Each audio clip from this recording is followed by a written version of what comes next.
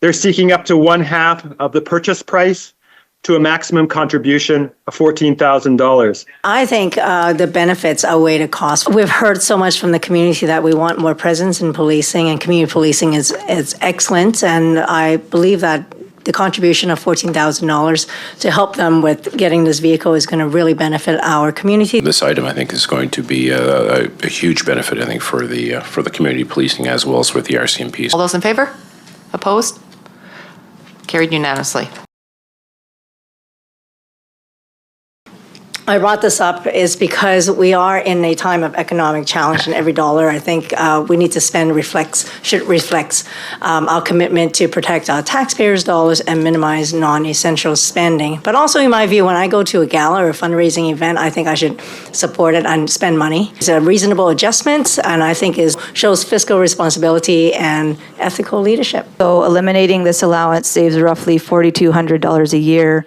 And then the scope of our overall budget, that does not create meaningful reduction for taxpayers in amounts that comes to pennies per resident, really. I'd like to thank Councillor Cheung for expanding on the reason for this. And I do support that, but I think it maybe in the new year, given the reason for this, maybe we should, as a council, review all of our expenditures. We probably will, because it'll be budget time, so we're going to have to be pinching pennies everywhere.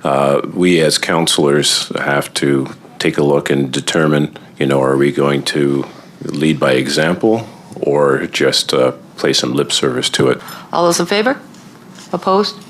Councillor Bains opposed. Motion carries. My motion, to be clear, is up to a 20-story institutional medical only building, the Peace Arch Hospital site location is identified by the Peace Arch Hospital Foundation. I just wanted to provide a little bit of context from my understanding.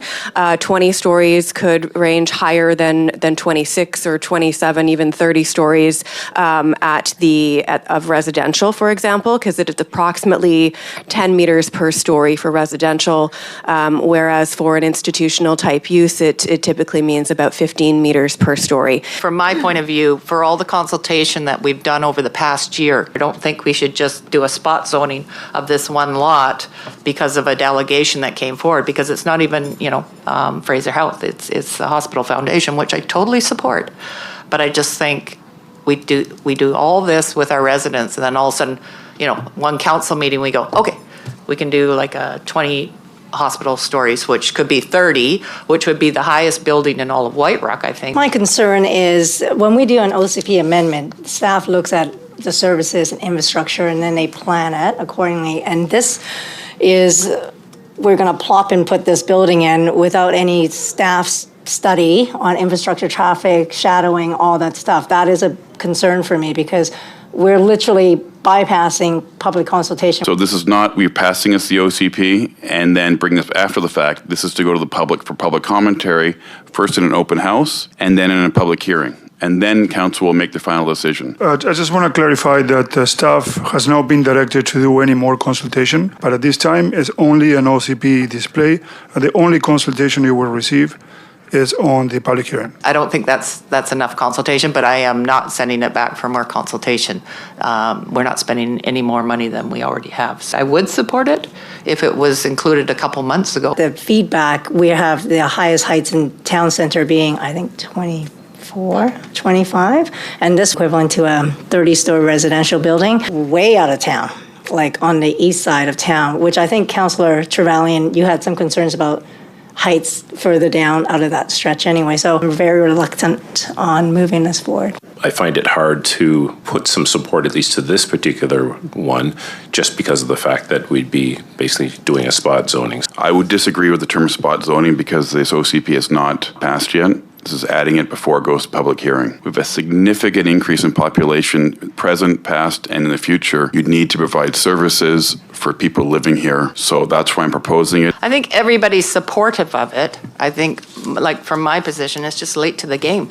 We do have 15 stories in the hospital district, correct?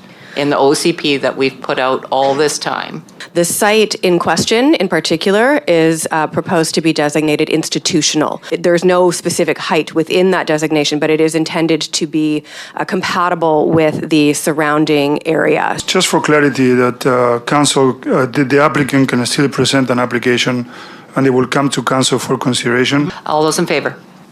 Opposed? Councillor Chesney, Councillor Cheung, Mayor Knight, and Councillor Lawrence opposed. Motion fails. Okay, thank you. We're going to move on to removal of the city donation box at the pier, and this is Councillor Trevelyan again. Yeah, thank you very much, Mayor Knight. I appreciate the intent of trying to raise money for our pier. It's cost us $16,659 to maintain this box, and it's brought in $4,114 of revenue. So because it's been a net loss to fundraising efforts over the last year or two, I'd like to put a motion forward that it be removed. It was never put out there for making a ton of money. What it was put out there was just for public awareness that we got to pay for this pier, we got to replace it.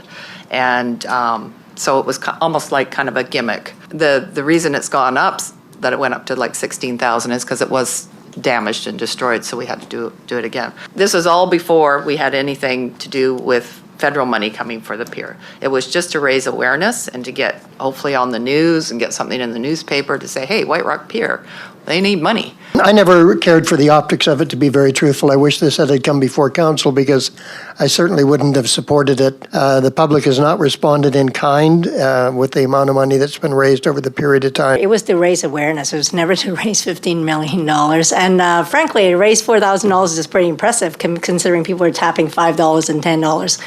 We did vote on it because it was in the financial plan under the Waterfront's capital plan.